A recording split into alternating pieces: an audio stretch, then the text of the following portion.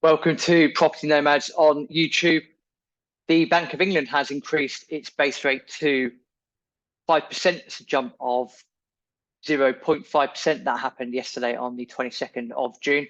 And cue all the uproar that's come with that. As usual, the BBC are wonderful in their reporting on this. What amazes me is how shocked people are that this is continuing to happen. For those that have been following the channel, the podcast for quite a while, you know that the way we look at things is that the Bank of England will keep raising rates until they break the economy. Now, the thing with that is, do they really know what they're doing, or they just have no idea what they're doing? I'd like to think it's probably the former, but chances are it's the latter, and they have no idea.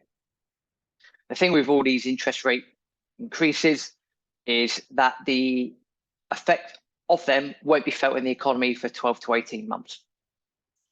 We have to look at why the Bank of England increased rates by 0.5%, and that was on the back of inflation data that came out on Wednesday.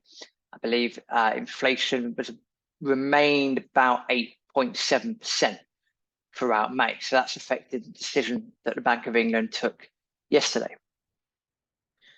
But we're just in this death spiral now, as such, where inflation remains quite high, and it likely will do for the foreseeable future for reasons that, again, we've discussed before: government intervention, lack of government intervention, government, to be fair, not allowing the market to do what it needs to do, and over the years, various government policies that have led us to this situation.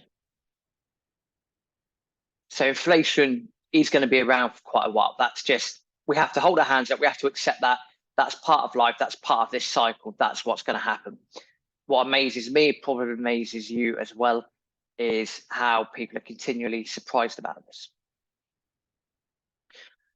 So with the rate going up to 5%, it's the highest since 2008, just before the Lehman Brothers crash, funnily enough. So watch this space.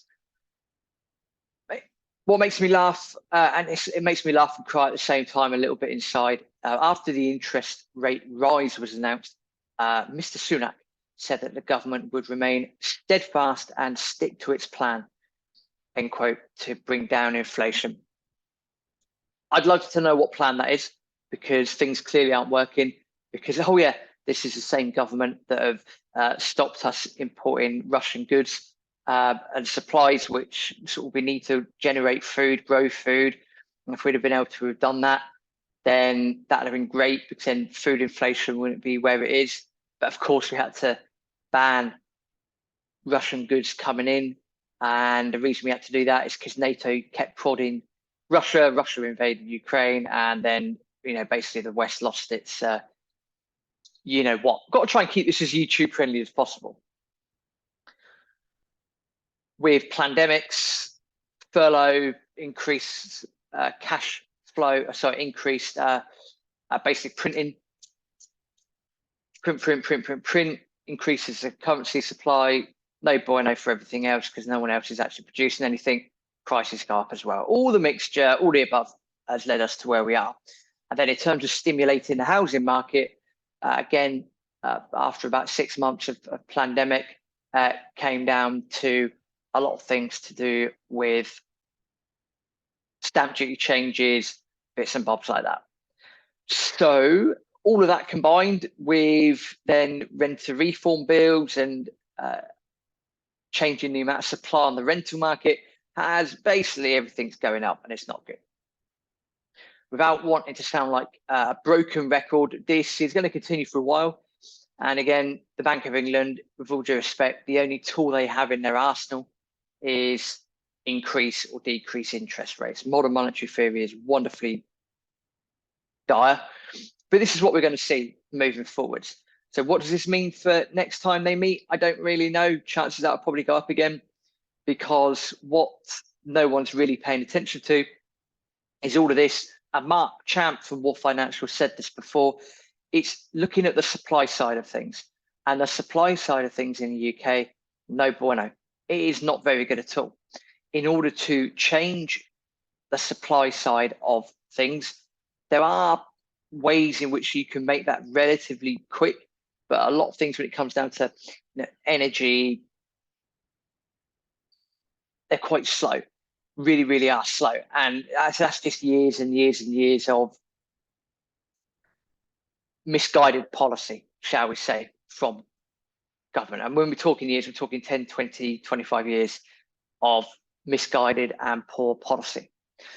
So what do the interest rate rises mean to you? Well, if you're on a tracker mortgage or variable mortgage, unlucky. If you're on a fixed rate for the foreseeable future, then fantastic. Although I would start preparing for when that fixed rate ends. So again, if you're running your property business, maybe look at your stress test. What does a stress test look like at 6 or 7%? Those sorts of things. We're doing the same here at the moment. And in terms of people wondering, well, do we buy? Can we buy? Should we buy? We've got to look at it from the other point of view. At the end of the day, if your return on investment is higher than the interest rate and the rate of inflation, so let's say you're going into a deal and your ROI is 20%, but the mortgage rate is 10%, it's still a no-brainer because your rate of return is higher than your interest rate. Now, that might sound scary, but if you get into that mindset and listen to Rich Dad Poor Dad radio show, it's one thing that Robert and Kim Kiyosaki kept saying, that if your return on investment is higher than the inflation rate, or so the mortgage rate, the interest rate as well, then why not? You still got to take deals on. Just because we're not used to these numbers as such, well, certainly people of my age and younger, we're not really used to relatively high consistent interest rates. We're not used to that. So to see this is a little bit of a shock to the system, but it's just a rate going back to its historical mean, to be fair. Point is, if your ROI on a deal is higher than the interest rate, then it's still a deal because you're still in a cash flow. And that's a simple way to look at it. And that's the way, as property people, we should be looking at things moving forward. As usual, we are going to be doing as many videos as we can, trying to get as much information out to you as can. Press that subscriber button and the bell thing on YouTube in order to get notifications of when new videos come out. We're going to make them more frequent. Do head over to iTunes, Stitcher, wherever you get your podcast. Check out Property Nomads podcast. Spread the word to as many people as you can. There's a lot to go through and a lot to talk about. And it's about sharing our message with as many people as possible. So please do like and subscribe to YouTube, share the podcast with other people, and see you in the next video.